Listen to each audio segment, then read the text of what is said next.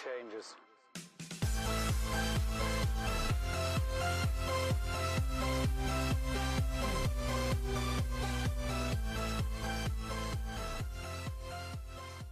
Hey, good afternoon, everybody. Welcome to the channel. I think you'll be seeing this on Tuesday, June 29, 2021. But oh, this is a topic we talk about in the reselling world all the time, and no one wants to listen to me. But we're going to talk about it again. How people can get sued for selling a product, even if it's not fake, and even if they don't use the name of the product. So what am I talking about? Well, Kanye West suing Walmart for knockoff foam runner shoes, even though they don't use his name, logo, trademark, or any other identifying symbols, signs, names, etc. So two sides to this, and I want to talk about it. But guys, this is why you have to be careful about what you sell on any platform at any time, no matter what. All right, so what am I talking about? So let's talk about Kanye West's shoes first, and we'll talk about a few other stories. So Kanye West, if you're not familiar, I'll put a screenshot up here, has a really popular set of foam runner shoes. They made him millions and millions of dollars. They're marketed under the Yeezy brand, that of course is Kanye's brand, and they look like this. You guys should see it. Well, on Walmart, a third-party seller, now remember on Walmart's platform, just like Amazon and eBay, there are third-party sellers. A product came up, and this is really cheap compared to Kanye. The original design for Kanye was $75. Now they sold for more on the open market when they sold out, but they were $75.99 retail or something. These ones were $24.49, the knockoffs.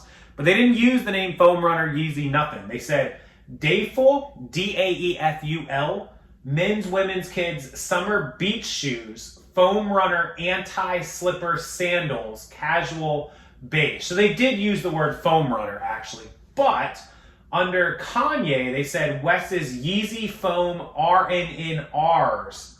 So not the same, close, but not the same. But here's where federal trademark law comes in. I'll give you another example, and this one actually was a loss, which is shocking to me.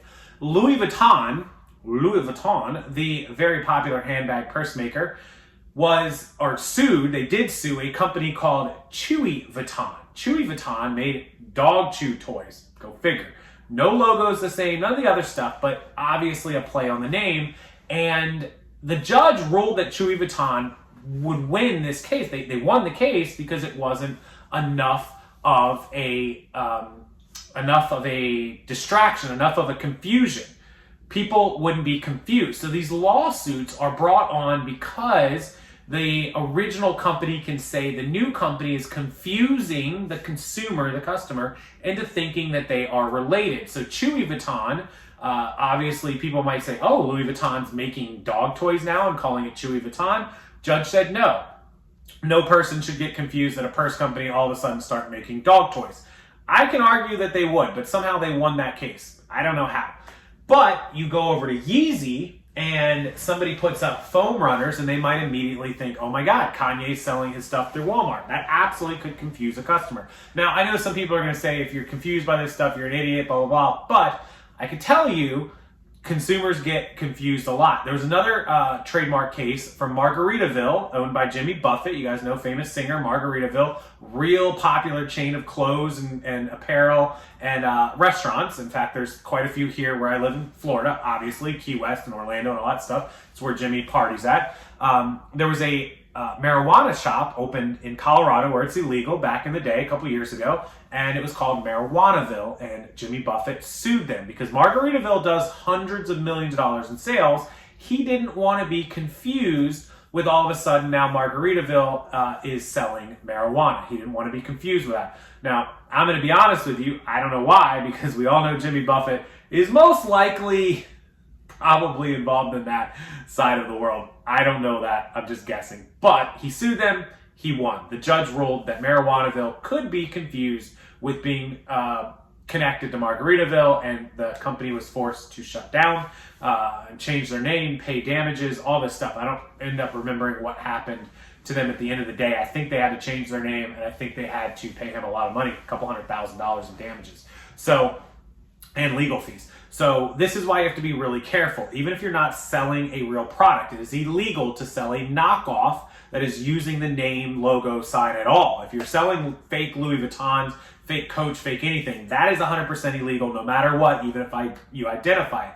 But even if the product doesn't say Louis Vuitton or Coach or any of the names, you're not selling an illegal knockoff, you could still be selling a product that is committing trademark infringement because it appears to be another product and could confuse the consumer. So it's just something to be real careful of. I mainly wanted to cover this because Kanye filing that lawsuit is something that we'll have to watch. It's against Walmart, but it's also going to trickle down to the third-party seller that sold these items. We discovered hundreds of other listings on the site pushing what appear to be more wannabe type Yeezy shoes. Friday, Etsy still remained a hotspot for them with pairs running anywhere from $30 to $60. One listing calls the shoes Yeezy inspired. That's a huge no-no. Definitely don't do that. But they look like exact copies. We reached out to Kanye's team to figure out if they have any plans to go after the remaining listing like they did Walmart, but nothing has been filed yet. One thing is for sure, Yeezy shoes have made Kanye a very rich man, obviously.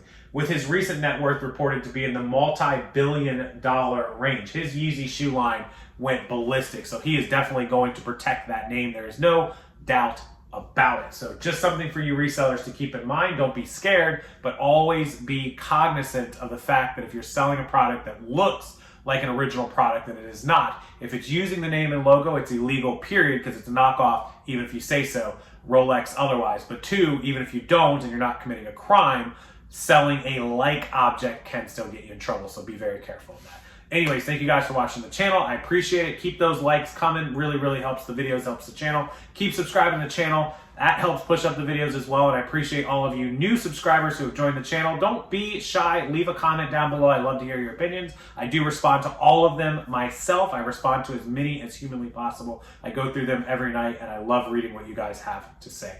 Thank you as always. I appreciate each and every one of you, and I'll see you next time.